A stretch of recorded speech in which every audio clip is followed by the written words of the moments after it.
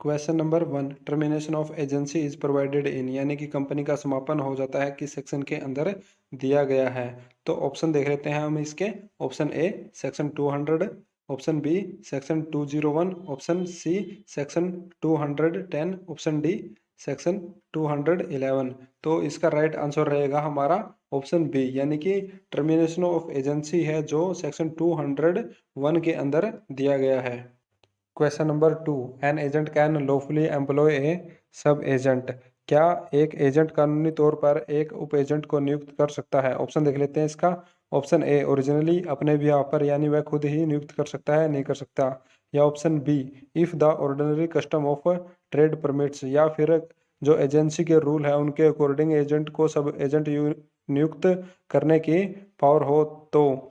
या फिर option see if the nature of the agency permits, या फिर एजेंसी परमिट करती हो तो एक एजेंट को सब एजेंट नियुक्त करने की। या फिर option D both B and C.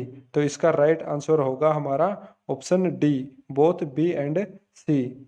Question number 3, when a contract provides for a specified sum in case of breach. जब एक कॉन्ट्रैक्ट ब्रीच हो जाता है तो ब्रीच होने वाला को जो निर्दिष्ट राशि प्रदान की जाती है वह कितनी हो सकती है?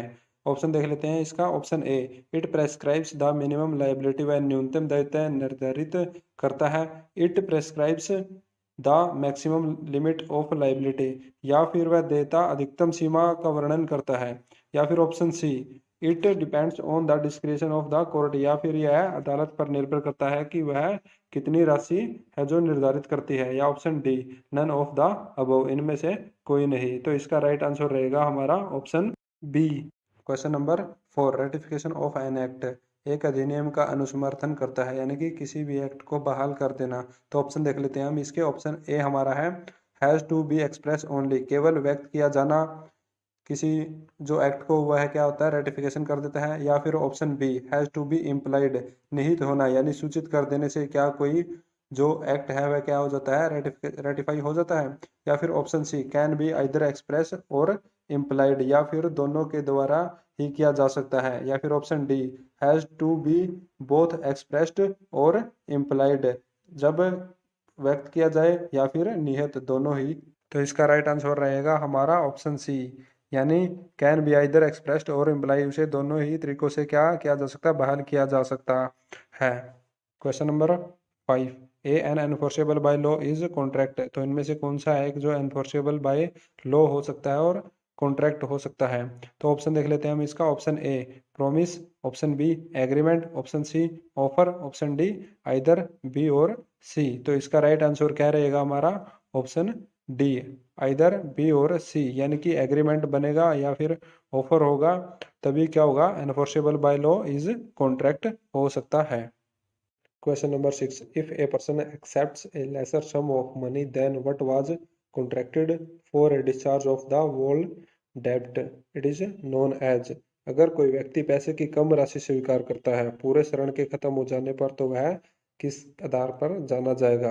ऑप्शन देख लेते हैं। ऑप्शन फर्स्ट ए रेमिशन, छूट, यानी कि डेब्ट को हटा दिया जाएगा या उसकी पेनल्टी है या चार्ज नहीं लगेगा उसके ऊपर। ऑप्शन बी अल्ट्रेशन, परिवर्तन कर देना, या तो उसके कॉन्ट्रैक्ट है जो उसके अंदर कोई चेंज कर देना। ऑप्शन सी रेसिशन, या फिर कॉन्ट्रैक्ट को ही रद्द कर देना।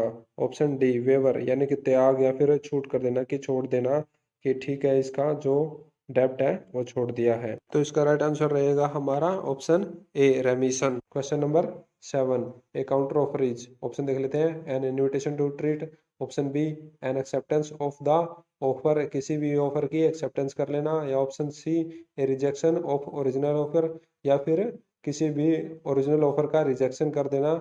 या फिर ऑप्शन डी ए बार्गेन, यानी बार्गेनिंग करना, कुछ भी उसके अंदर चेंज करवाना। तो इसका राइट आंसर रहेगा हमारा option C a rejection of original offer.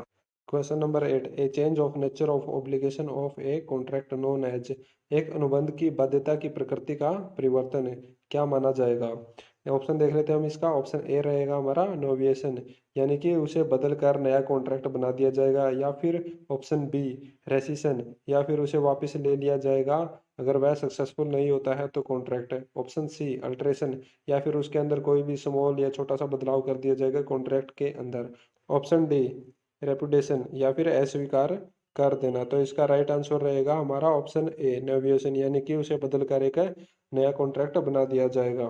Question number 9, two और more persons are said to consent when they are agree upon the dash thing in the dash sense. तो इसके option देख लेते हैं हम, इसके अंदर क्या आएगा, इसका राइट आंसर कौन सा रहेगा।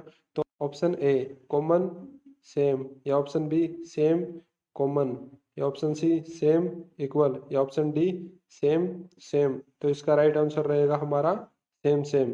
टू और more persons are said to consent when they agree upon the same thing in the same sense। Question number 10 हमारा है, in case of conflict over jurisdiction of the courts the incidence of a contract shall be governed by the law of the place where the। अगर कोई contract है दो jurisdiction के अंदर आ रहा है या फिर किसी जुरिस्डिक्शन के अंदर कन्फ्लिक्ट अराइज हो रहा है, तो उस दौरान कॉन्ट्रैक्ट की घटना जगह के द्वारा तय होगी। तो ऑप्शन देख लेते हैं हम, इसका ऑप्शन ए हमारा है कॉन्ट्रैक्ट इज मेड, जहां पर कॉन्ट्रैक्ट बनाया गया था। Option B contract is performed, option C acceptor resiled, option D proposer resiled. तो इसका राइट आंसर रहेगा हमारा option A contract is made, यानी कि उसी लॉ के अकॉर्डिंग गवर्न किया जाएगा जहां पर कॉन्ट्रैक्ट को बनाया गया था।